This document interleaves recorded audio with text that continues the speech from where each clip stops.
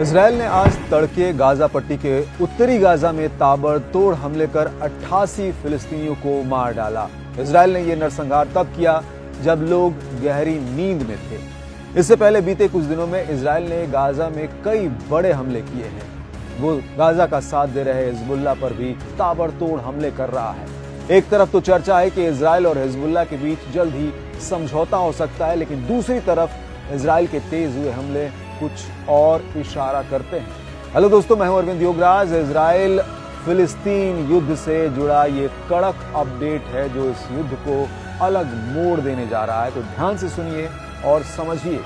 तो अचानक तेज हुए इजरायली हमलों को देखते हुए तो यही कहा जा सकता है कि वो हिजबुल्लाह के साथ किसी समझौते के मूड में नहीं है, या फिर उसकी प्लानिंग ये भी हो सकती है कि समझौते से पहले हिजबुल्लाह को जितनी चोट दे पाए उतना सही।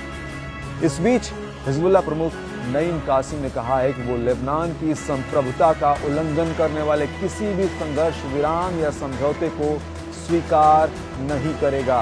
हिजबुल्लाह का कहना है कि इजराइल हमें हरा नहीं सकता और हम पर अपनी शर्त नहीं थोप सकता है। अच्छा, आगे बढ़ने से पहले एक जरूरी बात, आपके फायदे की बात, क्योंकि आप इंटरनेशनल इस खबर को देख रहे हैं, इसका मतलब है कि आपको दुनिया की खबरें सुनना जानना अच्छा लगता है।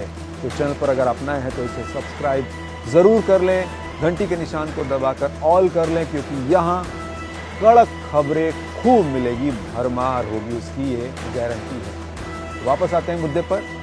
यहाँ आपको बता दें कि देश दुनिया के अन्य दबावों के साथ इजराइल पर अमेरिका का भी दबाव है। वो हिजबुल्लाह के साथ युद्ध खत्म करे, इस बात का दबाव। अभी हाल ही में अमेरिकी दूतावास और उनके वहां के दूत अमोस होचस्टीन ने इजराइल और हिजबुल्लाह के बीच युद्ध विराम समझौते की मध्यस्थता करने के लिए बेरूत की 2 दिवसीय यात्रा भी की है।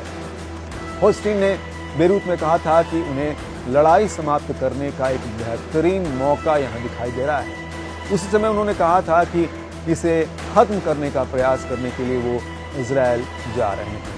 होचस्टीन ने हिजबुल्लाह के सहयोगी और संसद के स्पीकर नबी बेरी से बेरूत में 2 बार मुलाकात की। बेरी की बात करें तो वो ईरान के समर्थन वाले संगठन हिजबुल्लाह की तरफ से मध्यस्थता का नेतृत्व कर रहे हैं। इस मामले में हिजबुल्लाह प्रमुख कासिम का कहना है कि स्पीकर बेरी और हिजबुल्लाह के विचार अमेरिकी दूत को बता दिए गए हैं।